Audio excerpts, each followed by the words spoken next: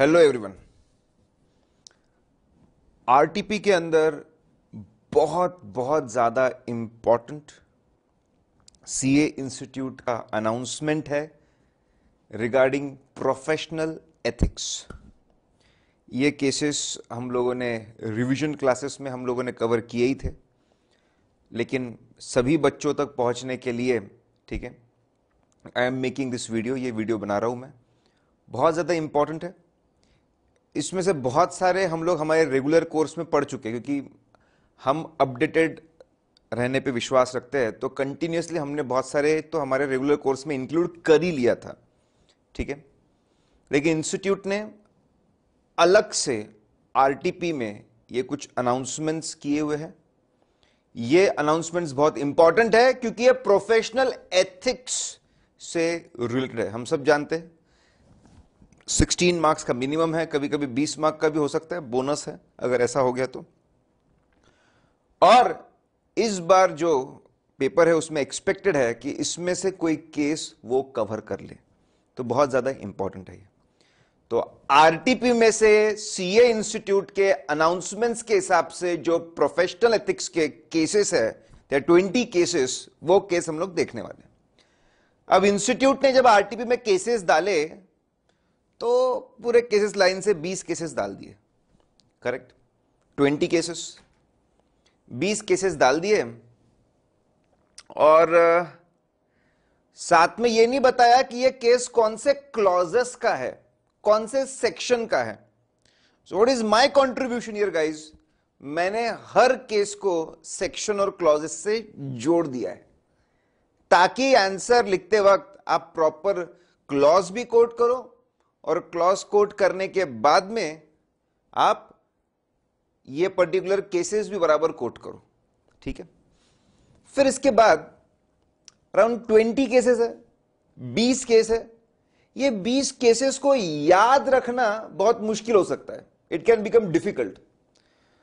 तो हमने रिसर्च करके इसको एक ऐसे फ्लो में हमने कन्वर्ट किया है कि याद रखने में बड़ी आसानी जाए, और अगर आप याद रखोगे तो रिवाइज करने में मैटर ऑफ 5 मिनट्स, 5 मिनट में सब आप रिवाइज कर डालोगे, ठीक है।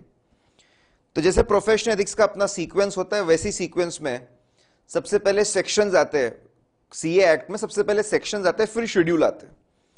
तो एक केस सीए एक्ट का सेक्शन 6 जो है, certificate of practice, certificate of practice जो है उससे रिलेटेड है, ठीक है।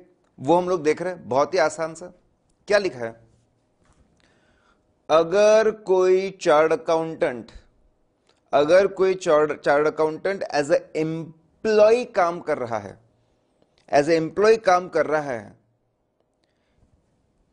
क्या वो अपने एम्प्लॉयर के ऊपर कोई इनकम टैक्स का केस आता है, तो क्या उस केस में वो अपने एम्प्लॉयर को रिप्रेजेंट कर सकता है? Answer is yes. CA in service can represent on behalf of employer. Employer के बिहाफ में वो रिप्रेजेंट कर सकता है, क्योंकि वो जॉब कर रहा है, अपने एम्प्लॉयर के लिए काम कर रहा है, तो एम्प्लॉयर के बिहाफ में रिप्रेजेंट कर सकता है टैक्स के अंदर। बिल्कुल अलाउड है, एब्सोल्युटली फाइन। कोई सर्टिफिकेट ऑफ प्रैक्टिस की जरूरत नहीं है, ठीक है। अगर CA in service employ capacity में काम कर रहा है, एम्प्लॉयर के लिए काम कर रहा है, फिर किसी भी अथॉरिटी के सामने रिप्रेजेंट करो, it's absolutely fine. Certificate of practice is not required under section 6,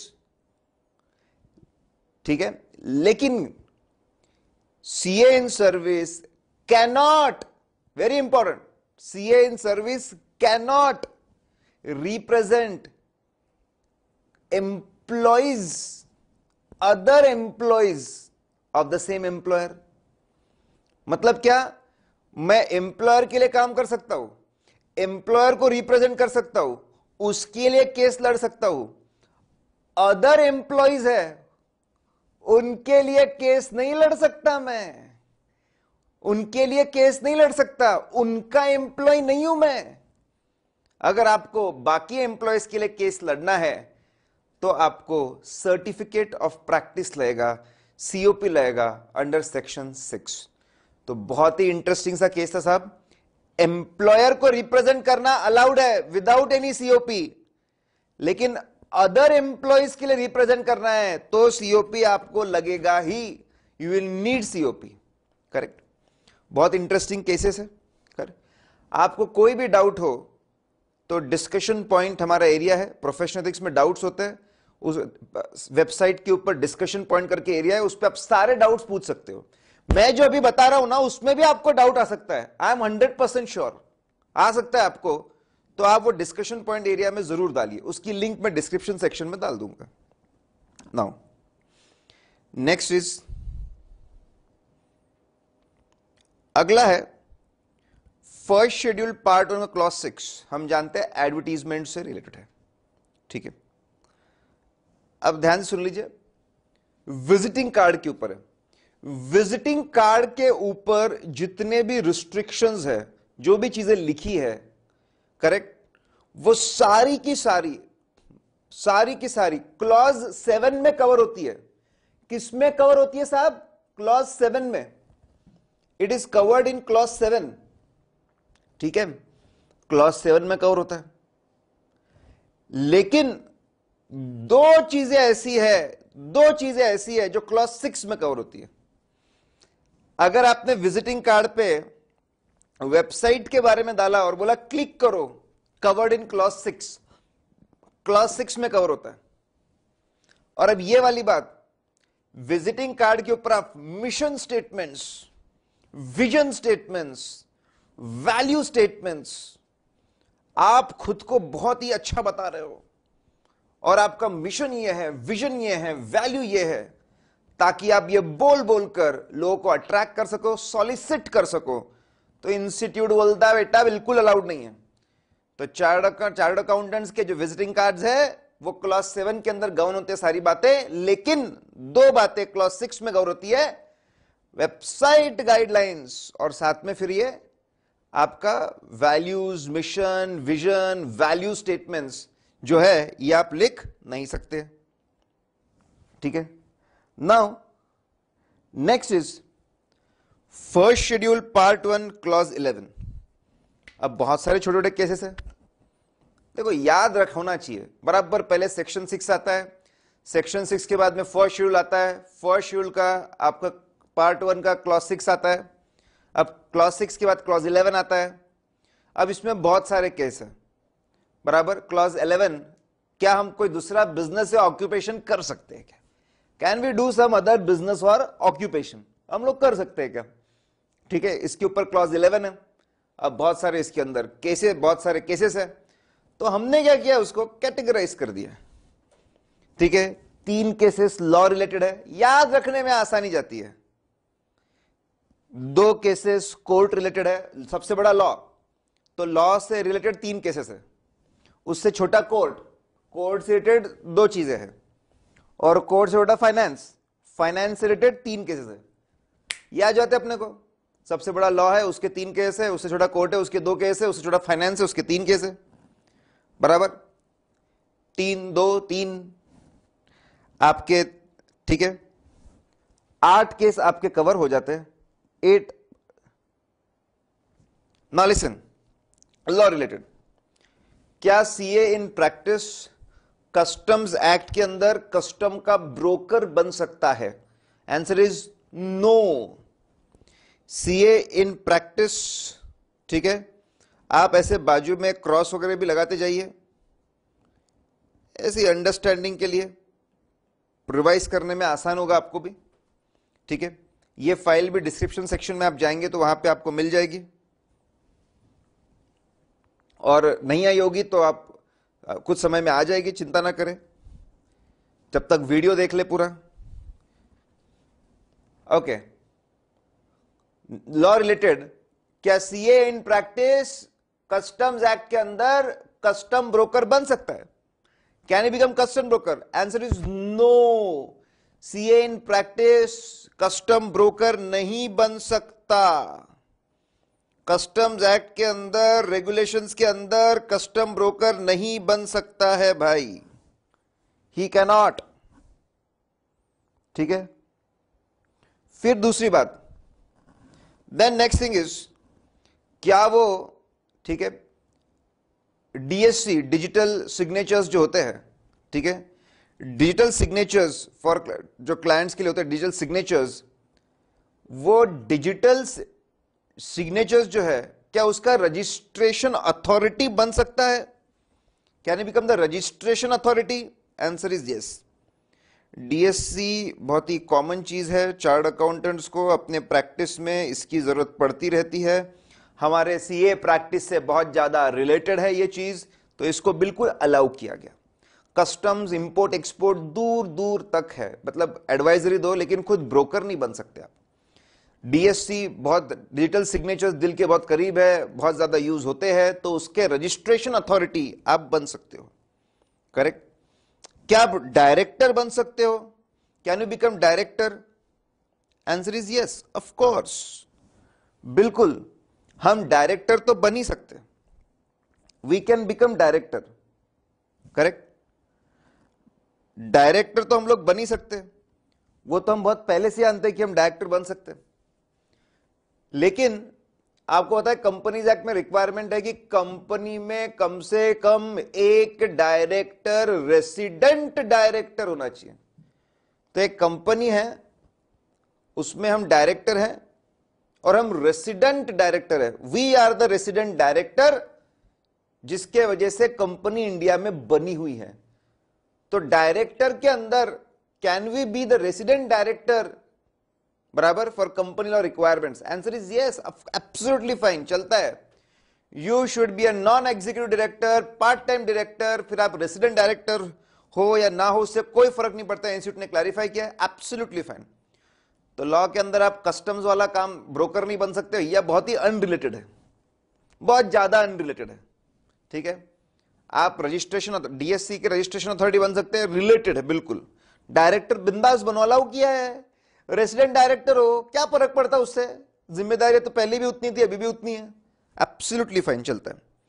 court related, ठीक है, कोर्ट रिलेटेड, कोर्ट के अंदर आपको मीडिएटर अपॉइंट किया है, क्या आप मीडिएटर अपॉइंट हो सकते हो क्या?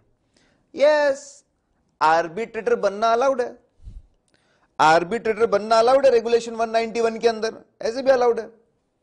तो बोले मीडिएटर भी तो वैसे ही रहता, mediator also plays a similar kind of role, जैसे आर्बिट्रेटर बनना अलाउड है वैसे मीडिएटर बनना अलाउड है, नो प्रॉब्लम एट ऑल।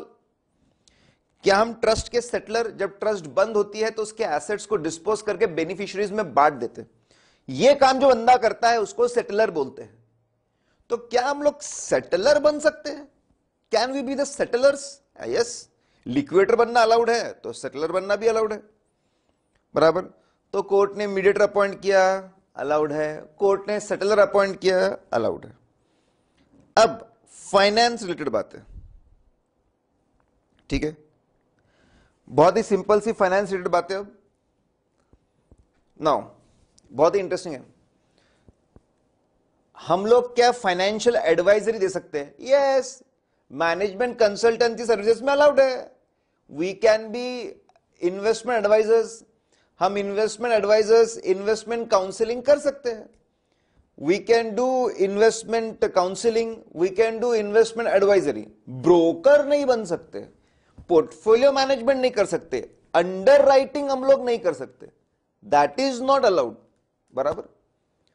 तो एक बंदा बोलता है कि मैं काउंसलिंग करता और मैं रिसर्च रिपोर्ट निकालूंगा, होती है ना शेयर्स की रिसर्च रिपोर्ट होती है, ये शेयर खरीदना नहीं खरीदना, क्या इसका टारगेट प्राइस है निकालना, रिसर्च रिपोर्ट में हमारा नाम लिख सकते हैं क्या? Answer is no, no no no no no.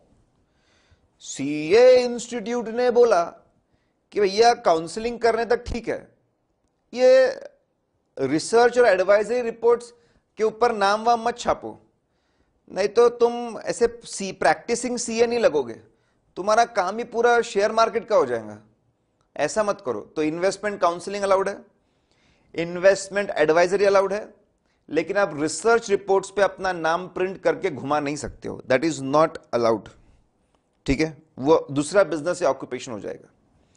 फिर आप mutual fund, insurance companies, NBFC में ऐसे आजकल पोस्ट होते उसके, मैं ये म्यूचुअल फंड का फाइनेंशियल एडवाइजर हूं, मैं फलाने एनबीएफसी का एडवाइजर हूं, मैं, ठीक है, ये एनबीएफसी का एडवाइजर हूं, वो एनबीएफसी का एडवाइजर हूं, म्यूचुअल फंड का एडवाइजर हूं, करेक्ट, आपके इंश्योरेंस कंपनी का एडवाइजर हूं, ऐसे एडवाइजर्स, और एडवाइजर बनके कमीशन खाते, म्यूचुअल फंड से कमीशन, ठीक है। बेसिकली आप उनके फाइनेंशियल एडवाइजर, आप खुद को फाइनेंशियल एडवाइजर बनकर कमीशन खाना इंश्योरेंस कंपनी से, करेक्ट, एनबीएफसी से, म्यूचुअल फंड से, नॉट अलाउड, बिल्कुल अलाउड नहीं है, ठीक है। एक प्रकार से आप एजेंट ही बन गए हो, एजेंट गिरी का काम कर रहे हो, नॉट अलाउड। अच्छा, और एजेंट बनना यूटीआई में, जीआईसी में, एनएसडीएल में, नॉट अलाउड। फाइनेंशियल एडवाइजर बन के कमीशन खाते हो, इनडायरेक्टली तुम एजेंट हो, नॉट अलाउड अंडर क्लॉज 11। और ऐसे एजेंट बनते हो, वो तो बिल्कुल ही अलाउड नहीं है। इस पॉइंट क्लियर? तो बहुत ही आसान था साहब, देखो एकदम 20 केस चुटकियों में दिमाग के अंदर फिट हो जाएंगे एकदम, करेक्ट। तो भैया 3 बातें लॉ रिलेटेड थी, क्या कर सकते क्या नहीं कर सकते, 2 बातें आपकी कोर्ट रिलेटेड थी, और 3 बातें फाइनेंस वाली थी।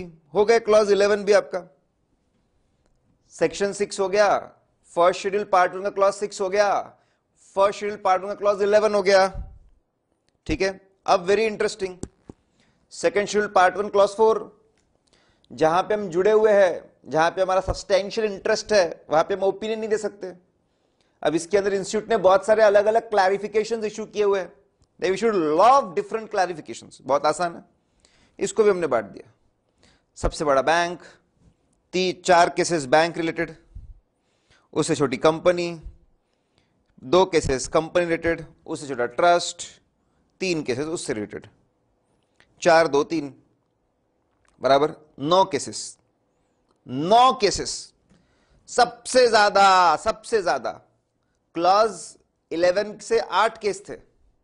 सोच के देखो ना साहब, 20 में से 8 केस क्लॉज 11 के थे, और उसके बाद में अब 9 केस क्लॉज 4 के हैं।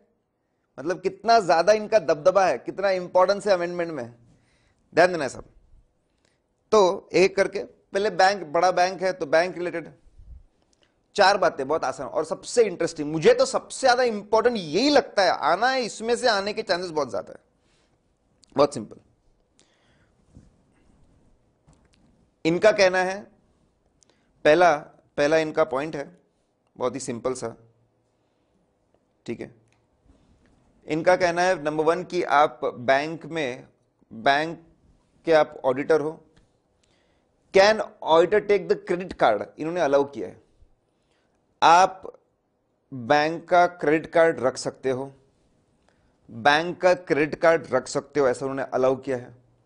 वो क्या, क्रेडिट कार्ड से आप शॉपिंग कर सकते हो, पेमेंट कर सकते हो, डेफिनेटली वो भी कर सकते हो। शॉपिंग करने के बाद क्रेडिट कार्ड का स्टेटमेंट जनरेट होता है, जनरेट होने के बाद उसकी ड्यू डेट आती है, करेक्ट। ड्यू डेट पे आप पेमेंट करिए, ड्यू डेट के बाद amount outstanding should not exceed 10,000 rupees. क्या ऑडिटर के पास में क्रेडिट कार्ड रह सकता है? यस। क्या वो शॉपिंग कर सकता है? यस। क्या शॉपिंग करने के बाद में बराबर उस शॉपिंग को बिल्कुल कोई प्रॉब्लम नहीं, लेकिन शॉपिंग करने के बाद स्टेटमेंट जनरेट होने के बाद ड्यू डेट तक पेमेंट कर दो। ड्यू डेट के बाद amount outstanding should not be more than 10,000, बराबर। बच्चे इसको गलत इंटरप्रीट करते हैं, सिर्फ 10,000 की शॉपिंग कर सकते हैं, गलत गलत गलत, ऐसा नहीं है। ड्यू डेट के बाद जो अमाउंट आउटस्टैंडिंग रहेगा that should not B exceeding 10,000। बात समझिए साहब, बहुत आसान है, that should not B exceeding 10,000। फिर उसके बाद करेक्ट, तो क्रेडिट कार्ड की बात हो गई साहब, करेक्ट, क्रेडिट कार्ड रख सकते हैं। क्या हम लोग उनसे लोन ले सकते हैं? क्रेडिट कार्ड रखना इन्होंने अलाउ किया है, amount outstanding not more than 10,000। अब एक केस था कि लोन लिया है बैंक से एफडी के against fix deposit as security दिए, बैंक को बोला ये ले 10 लाख का एफडी और मेरे को 15-12 लाख का लोन दे दे, या 10 लाख का ही लोन दे दे, जो भी लोन, मेरी एफडी 10 साल वाली है, मैं उसको तोड़ना नहीं चाहता। सीए बोलता है 10 साल वाली एफडी में उसको तोड़ना नहीं चाहता, ये एफडी रख एज ए सिक्योरिटी और मेरे को loan they they. Not allowed, आप फिर उस बैंक का ऑडिट नहीं कर पाएंगे। अगर आपने किसी बैंक से लोन लिया है एफडी देकर, करेक्ट, तो उसको अलाउ नहीं किया। अब सर क्रेडिट कार्ड के थ्रू क्रेडिट कार्ड लेना अलाउ किया है, क्रेडिट कार्ड पे पेमेंट्स करना अलाउ किया है। अब इंस्टीट्यूट ने सोचा क्रेडिट कार्ड आजकल बहुत नेसेसिटी, मतलब credit card is very regular thing, बहुत ज्यादा नेसेसिटी वाली चीज है, तो क्रेडिट कार्ड अलाउ कर दिया, लेकिन लोन अलाउ नहीं किया। तो बैंक से क्रेडिट कार्ड अलाउड है, amount outstanding not more than 10,000 after due date, लेकिन बैंक से लोन लेना अलाउड नहीं है। इवन इफ इट इज, तुमने एफडी भी दी होंगी पूरी की पूरी, फिर भी लोन लेना अलाउड नहीं है। लोन लिया तो विल बी डिस्क्वालिफाइड। 10,000 के ऊपर गए डिस्क्वालिफाइड, लोन लिया डिस्क्वालिफाइड। ठीक है, जहां जिस बैंक पे हम ऑडिट कर रहे हैं, क्या स्टॉक ऑडिट, बैंक के जो कस्टमर्स होते हैं, बराबर, जो बोरोअर्स होते हैं, उनका स्टॉक ऑडिट होता है। क्या बैंक का स्टैट्यूटरी ऑडिटर ही कस्टमर का स्टॉक ऑडिट कर सकता है? Answer is no. बैंक का स्टैट्यूटरी ऑडिटर कस्टमर का स्टॉक ऑडिट नहीं कर सकता। उस बैंक के कस्टमर, ब्रांचेस के कस्टमर, सिस्टर कंसर्न बैंक्स के कस्टमर्स का स्टॉक ऑडिट नहीं कर सकता। ऑडिटर स्टॉक ऑडिट नहीं कर सकता, ऐसा क्लैरिफाई किया है। प्रोहिबिटेड सर्विसेज जैसा अपन इसको बोल सकते हैं, दैट स्टॉक ऑडिट सर्विसेज देना is a prohibited services bank के केस में, नॉट अलाउड। ठीक है, अब बहुत इंटरेस्टिंग है, आपने ग्रामीण बैंक सुना होगा, ग्रामीण बैंक सुना है क्या आपने? आरआरबीज या ग्रामीण बैंक्स। ठीक है, तो बड़ी बड़ी जो पीएसयूज है, बड़ी बड़ी जो पीएसयू बैंक्स है, ये लोग आरआरबीज बनाते हैं। ठीक है,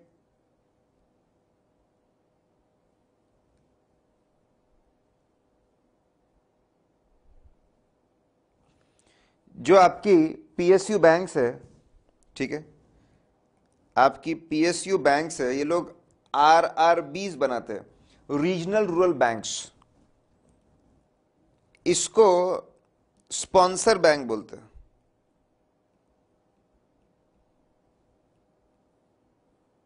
और इसको स्पॉन्सर्ड बोलते हैं।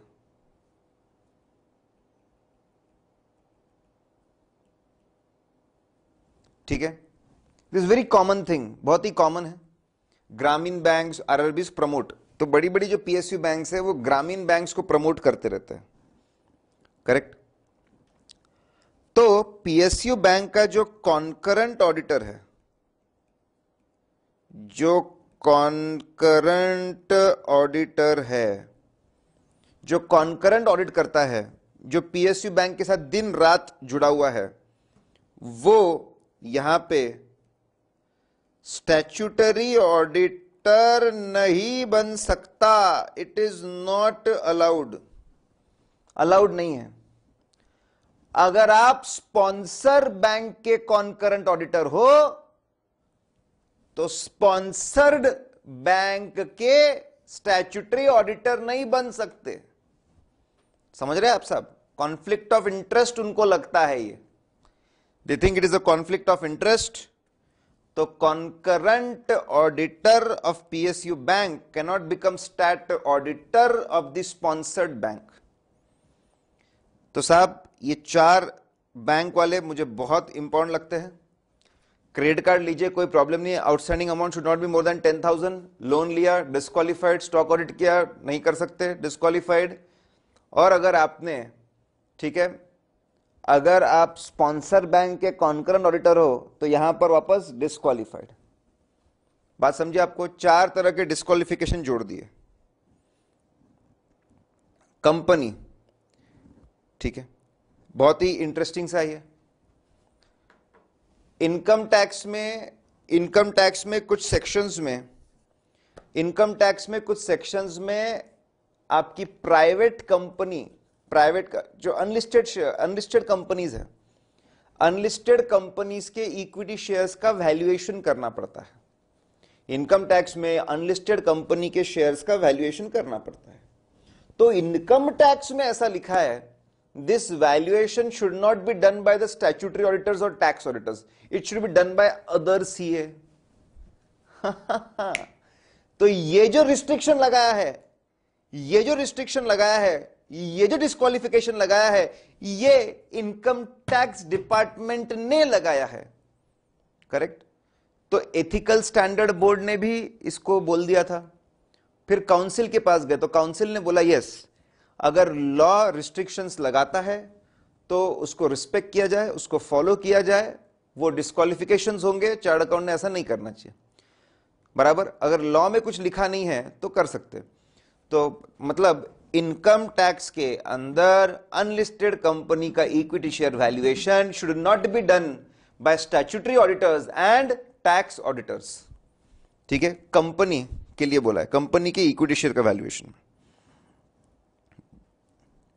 बाकी केसेस में इनकम टैक्स अगर एप्लीकेबल नहीं है तो बाकी केसेस में चलता है बोले।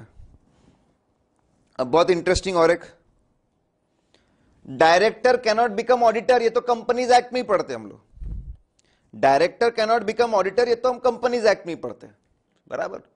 लेकिन डायरेक्टरशिप छोड़ने के बाद, डायरेक्टरशिप छोड़ने के बाद क्या हम लोग ऑडिटर बन सकते हैं?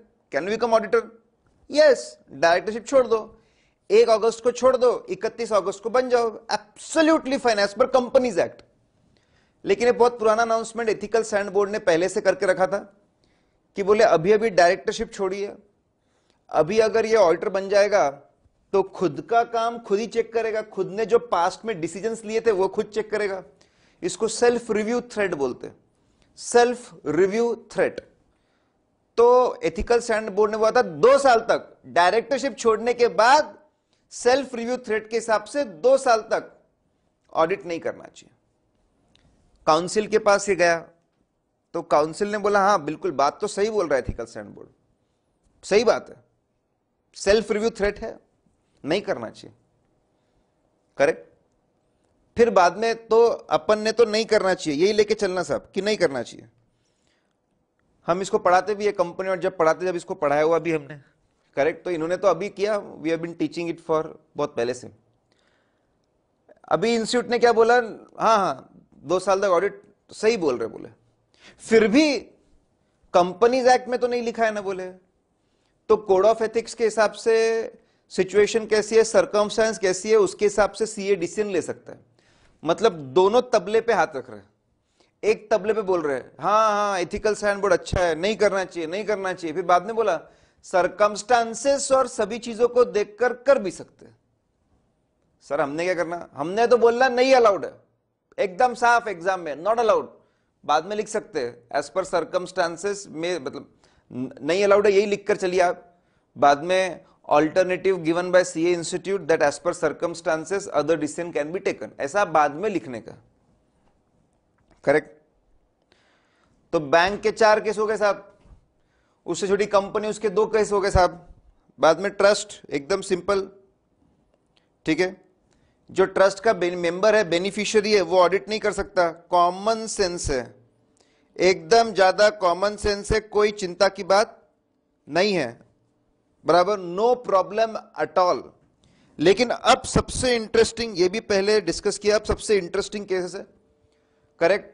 आप लोगों को पता होगा, यू मस्ट बी अवेयर कि कंपनी होती है और कंपनी है और कंपनी के अंदर बहुत सारे एम्प्लॉयज है, तो ये एम्प्लॉयज के लिए एक ट्रस्ट बनती है, उसको बोलते हैं पीएफ ट्रस्ट। क्या बनती है साहब? PF trust, provident fund trust बनती है। बहुत सिंपल है, कंपनीज है, कंपनी के अंदर बहुत सारे एम्प्लॉयज है, उनके प्रोविडेंट फंड को मैनेज करने के लिए पीएफ ट्रस्ट बनती है। So it's a very very common thing that you have, correct, कि आपके पास में ये कंपनी है और कंपनी की पीएफ ट्रस्ट है। It's a very common thing. बराबर, बहुत आसान है। नाउ ये सिंपल है। अब इन्होंने क्या क्लैरिफिकेशन किया है, व्हाट क्लैरिफिकेशन? पहले बोलते गवर्नमेंट कंपनी केस में, दे say that government company case में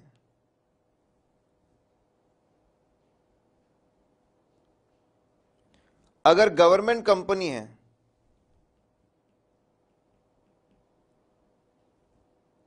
गवर्नमेंट कंपनी केस में क्या बोलते हैं, ठीक है,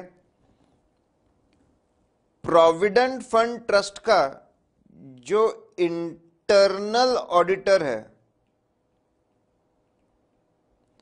वो गवर्नमेंट कंपनी में स्टैच्यूटरी ऑडिटर नहीं बन सकता। अच्छा, स्टैच्यूटरी ऑडिटर का इंडिपेंडेंस प्रोटेक्ट कर रहे हैं। ओह, अगर कोई बंदा प्रोविडेंट फंड ट्रस्ट का इंटरनल ऑडिट करता है तो वो बंदा government company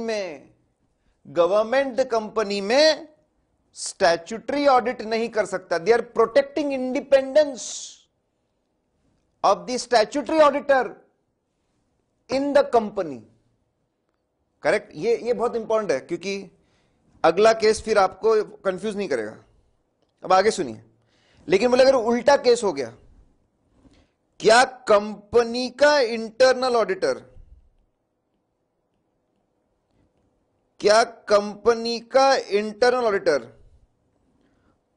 provident fund trust में स्टैच्यूटरी ऑडिटर बन सकता है? उल्टा केस तो बोले एब्सोल्युटली फाइन, अलाउड है। अरे सर ये क्या लॉजिक है? अरे तुम कंपनी में कौन हो? इंटरनल ऑडिटर है। इंटरनल ऑडिटर को इंडिपेंडेंस की जरूरत नहीं है, क्यों इतनी चिंता कर रहे हो? कोई इंडिपेंडेंस का प्रॉब्लम नहीं है, there is no problem at all. बिंदास बनो प्रोविडेंट फंड के स्टैच्यूटरी ऑडिटर। हाँ, अब कंफ्यूजन रोकना है तो क्या करना, कंपनी के पॉइंट ऑफ व्यू सोचो। कंपनी में स्टैच्यूटरी ऑडिटर का इंडिपेंडेंस प्रोटेक्ट करना है, तू प्रोविडेंट फंड ट्रस्ट का इंटरनल ऑडिट नहीं कर सकता। कंपनी में इंटरनल ऑडिट है, सब चलता है, तू सामने पीएफ फंड का स्टैच्यूटरी ऑडिटर बन सकता है। बराबर बात समझिए साहब। पहला जो है वो सिर्फ गवर्नमेंट कंपनी के लिए, बाकी सब कंपनियों के लिए है। तो बहुत सिंपल है, the central logic is they are protecting independence of the statutory auditor of the company. Statutory auditor of the company को आप इंडिपेंडेंस रोक रहे। ठीक है, आखिरी साहब, आपने किसी क्लाइंट का काम कर लिया, आपने क्लाइंट का काम कर लिया साहब, बराबर। काम करने के बाद में, अब काम करने के बाद आपने बुक्स ऑफ अकाउंट्स रिटेन कर लिए तो चलेगा क्या? Answer is no. मैं इसमें क्लैरिफिकेशन, बिल्कुल भी नॉट अलाउड। सुनो, यूके के अंदर ये प्रथा थी, यूके इंग्लैंड में प्रथा थी कि पैसे नहीं मिले अगर तुमने काम किया है, वो बुक्स अकाउंट्स पे काम किया है, तुमने अगर काम किया और पैसे नहीं मिले हैं तो लॉफुली जाकर के रिक्वेस्ट करना बुक्स अकाउंट्स दे दो, 2 दिन बाद पैसे देके लेके जाना। यूके के रूल्स में ऐसा अलाउड था कि you can keep custody of books of accounts if amount is unpaid. UK, India में साहब कोई सेक्शन नहीं है, कोई रेगुलेशन नहीं है, कोई रूल नहीं है जो इसको सपोर्ट करता है। सेक्शन 143 सबसेक्शन 1 जो कंपनीज एक्ट का है वो access to books of accounts है। क्या है साहब? Access to books of accounts. Access का राइट देता है, बराबर, डिटेल्स एक्सट्रैक्ट करने का राइट देता है, बुक्स अकाउंट रिटेन करने का राइट देता है। इंडिया में कोई सेक्शन कुछ भी सपोर्ट नहीं करता। ठीक है, तो it is not supported by Indian laws. दूसरी बात, सुप्रीम कोर्ट ने सक्सेना वर्सेस शर्मा में लॉयर्स के लिए बोला था कि डॉक्यूमेंट्स आप लीन मत एक्सरसाइज करो, करेक्ट, तो बिल्कुल अलाउड नहीं था। अब तो एथिकल स्टैंडर्ड बोर्ड बोल रहा है कि आप बुक्स ऑफ अकाउंट्स को रिटेन ना करें, आपने बुक्स ऑफ अकाउंट्स को रिटेन करना नहीं चाहिए, you should not retain it. Ethical standard board के अंदर लिखा हुआ है कि आप रिटेन मत करो। Getting this point? तो बुक्स ऑफ अकाउंट्स को आपने रिटेन करना ही नहीं चाहिए, you should not retain it, ठीक है, एज पर दी एथिकल स्टैंडर्ड बोर्ड। मतलब अब लॉ के अंदर भी सपोर्ट नहीं है, सुप्रीम कोर्ट ने भी बोल दिया था, करेक्ट, और अब एथिकल स्टैंडर्ड ने बोल दिया है, बिल्कुल नहीं करना। करोगे तो फंस जाओगे।